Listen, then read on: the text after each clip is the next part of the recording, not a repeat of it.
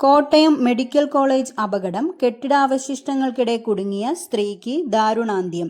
തലയോലപ്പറമ്പ് സ്വദേശിനി ബിന്ദു 52 വയസ്സാണ് മരിച്ചത്.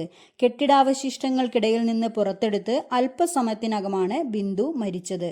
പുറത്തെടുത്തപ്പോൾ ബിന്ദുവിന് ബോധമില്ലായിരുന്നു. തുടർന്ന് അത്യാഹിത വിഭാഗത്തിലെത്തിച്ച് അടിയന്തര ചികിത്സ ലഭ്യമാക്കിയെങ്കിലും രക്ഷിക്കാനായില്ല.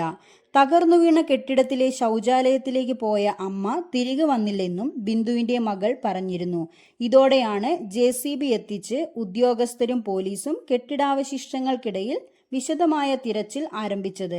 തുടർന്നാണ് 1 മണിയോടെ ഇവരെ കണ്ടെത്തിയത്. മകളുടെ ചികിത്സയ്ക്കാണ് ബിന്ദു ആശുപത്രിയിലെത്തിയത്. വ്യാഴാഴ്ച രാവിലെ 11 മണിയോടെയാണ് കോട്ടയം മെഡിക്കൽ കോളേജ് ആശുപത്രിയിലെ 14-ാം വാർഡ് കെട്ടിടം ഇടിഞ്ഞു വീണത്. കെട്ടിടത്തിന്റെ ശൗചാലയത്തിന്റെ ഭാഗമാണ് പൊളിഞ്ഞു വീണത്. അപകടത്തിൽ ഒരു കുട്ടി ഉൾപ്പെടെ 3 പേർക്ക് പരിക്കേറ്റിരുന്നു. തകർന്നു വീണ കെട്ടിടത്തിനുള്ളിൽ ആരും കുടുങ്ങിക്കിടക്കുന്നില്ലെന്നായിരുന്നു പോലീസിന്റെയും അധികൃതരുടെയും പ്രാഥമിക നിഗമനം. എന്നാൽ അമ്മയെ കാണാനില്ലെന്ന് ബിന്ദുവിന്റെ മകൾ പരാതിപ്പെട്ടതോടെയാണ് വിശദമായ പരിശോധന ആരംഭിച്ചത്.